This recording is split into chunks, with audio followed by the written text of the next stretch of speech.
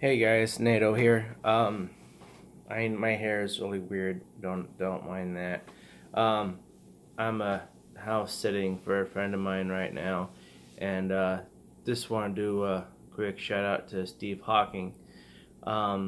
He passed away today in his mid 70s in England, and that's really sad for me because he represents a value that I really hold dear, which is that no matter what happens in your life, that your brain, your mind is yours. People can't take that away from you. You can lose your job. You can lose your relationships. There's all kinds of things in this world that people can take away from you. But your mind is something that is truly yours, and it's not something that can just be taken away from you, with the exception of like Alzheimer's and like mad cow disease, but that's a very, very small percentage of the population. But I always try to encourage people to strive for intelligence and to learn and to try to understand things that they don't currently understand, and even learn from the other side, learn the other side's views, learn what matters to them, why those things and those points of view they have matter, because that's the way you're going to be able to determine if you and your thoughts are actually the correct ones if you challenge them. And so I always liked the way he presented himself, because he challenged his own theories a lot. He even recanted his own theory, and that would be really hard to do for most people. But he interrupted a big scientific gathering to announce to everyone that, oh, by the way, I'm that guy everyone thinks is really, really smart and awesome, but I was wrong.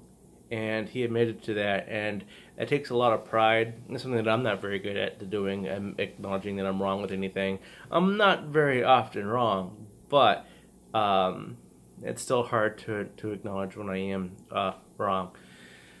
But yeah, it's really sad news about him, and I just, he said that, a quote, that the universe really isn't much if it wasn't home to the people that you love.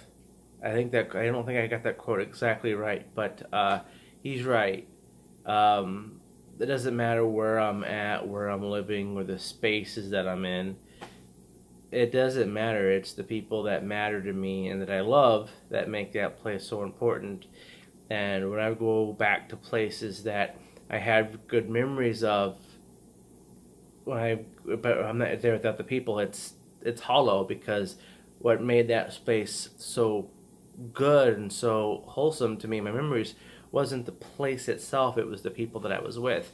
And I think it's just something that everyone should learn and should think about, because that's part of the human experience, exchanging knowledge, even philosophies. And I think that humanity has lost a great asset today. Also, a little bit about the election in Pennsylvania. It's less than 600 votes apart, and they're not going to be able to make the decision tonight. That's huge.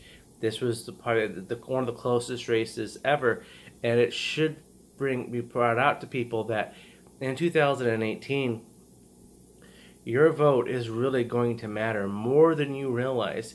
If this election is coming down to absentee ballots, which, for those of you that do not already know, they don't typically count those unless there is a disturbance in like a massive amount of votes, could change the winner or loser. So that's a big step.